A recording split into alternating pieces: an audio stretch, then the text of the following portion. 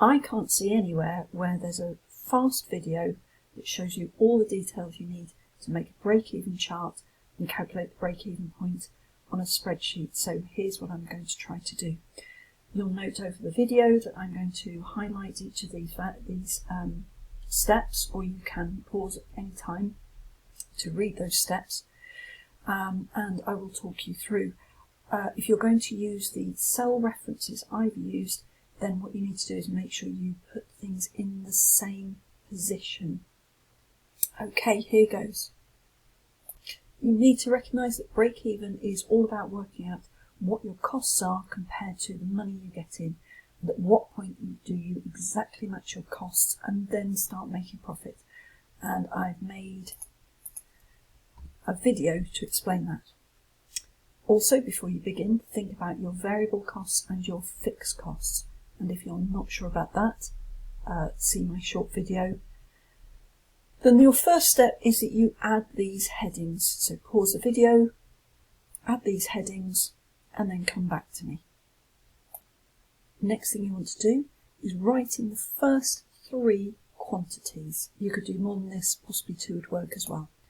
Then you want to copy that sequence by highlighting the first 3, those 3 values.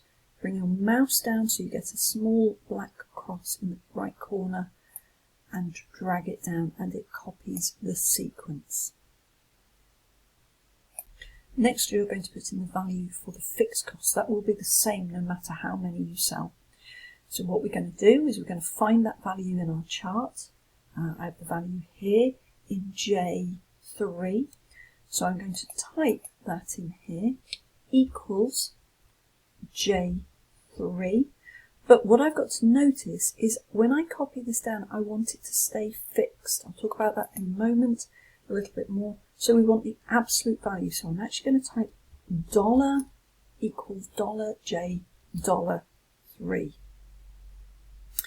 Then, when I copy that down, dragging down in that bottom right corner with a little black cross, they're the same value.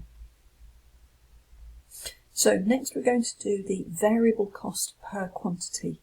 We're going to get the variable cost value from here, our total variable cost per item.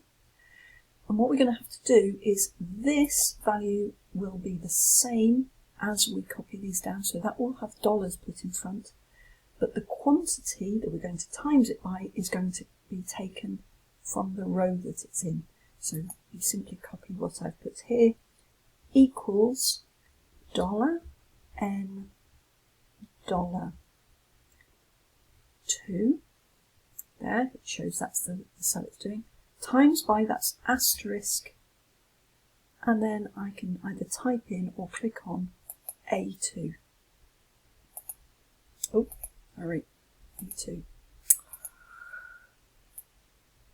A. And the easiest way to fix that is to tick the enter. And I just want to copy that all the way down. And you'll see what's happened is that the total variable cost per item has stayed the same, but the amount, the quantity, has shifted as I copied it down. Here I want the total cost, that's the fixed cost and the variable cost for that quantity. All I have to do is just multiply the 2 totals together. I'm just going to click on one, B2 here, multiply that, plus the variable cost per quantity. And I just want to copy that down. There are no absolute values there, everything just swaps as I go. Okay, let me pause. And now we're going to fill in the revenue row, column here.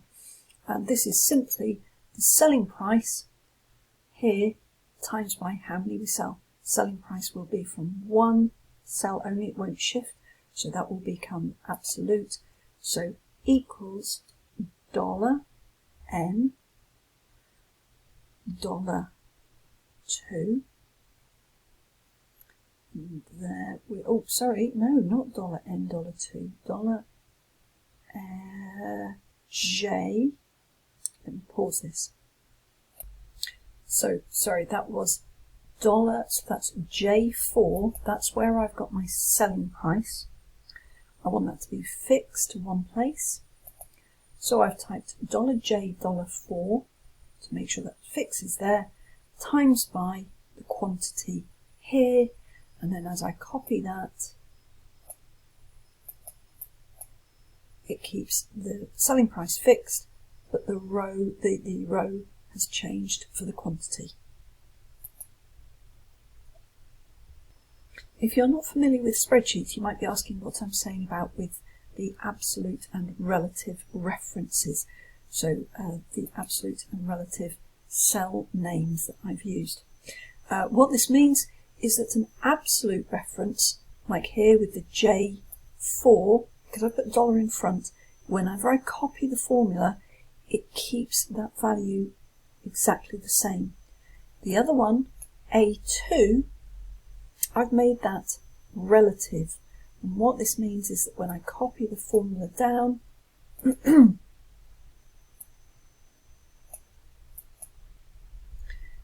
one value, the absolute value, is not moving. The relative one is copied relative to its new position. And if you haven't already copied these values down like I have, you can highlight them all, bring your mouse to the bottom right again with that little black cross and drop down. So the whole point of this is to make a visible chart that will change as you change the values. So all we have to do, really simple, highlight, we're in the middle of a cell, highlight and we'll click down. Now press down Control, and we want, so we've got quantity, we've got total costs per quantity and revenue per quantity. So I'm scrolling over all of those. I now have 3 columns. I want to choose Insert, Line Chart. I'm just going to choose a normal one. The problem we have now is it's included quantity as part of the chart. I want that to be the x-axis. So all I do now is I go to Select Data. Notice that will only appear if I'm on the chart. Select Data. I want to stop quantity from being part of my line, being one of the lines, and instead I want to edit the x-axis labels, and I want it to be the values that are in these cells here for quantity. And actually,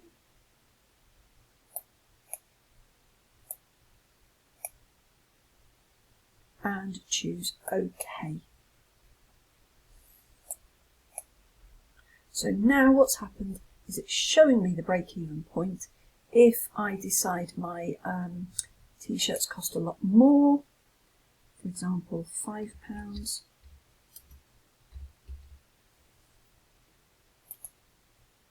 that, oh, I'll not break even if I do that, unless I sell them for, I can sell them for £12 each.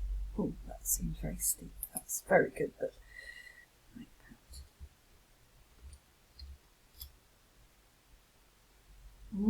Ah, okay, £9. Oh, well, this isn't going how I like. There we go. So I can play with those values. That's excellent. That shows me where the break-even point is, but it's quite a broad area. I can't see so accurately. So all I need to do is calculate my break-even point here so that I can see the precise position. What I'm going to do is I'm going to say it equals the fixed cost, that is J3, divided by, and I'm going to use brackets so that it does all of the base before it does the division, J4, that's the selling price, take away the variable cost per item, that's N2. Okay, and that's telling me that the break-even point, how many I have to sell at this particular point, is going to be 400. If I think my sales are going to be 450, then my safety margin is equal to how many I expect to sell, take off the break-even point. I have 50 spare there that I'm selling. As you can see now, because I've changed these, put all the values in on the formula as references, what I can do is I can change things a little bit. I want a little bit more fine-tuning here, for instance.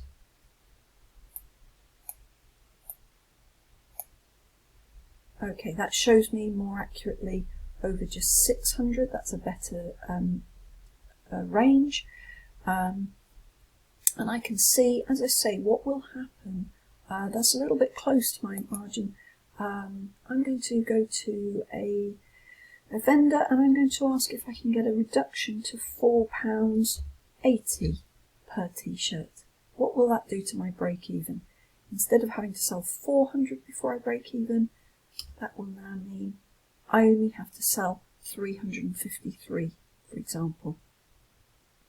So I hope you followed that along. That was longer than I really wanted, but I hope that there are enough individual small steps to help you along with that. And I hope you'll find that useful for your new business that you plan to run.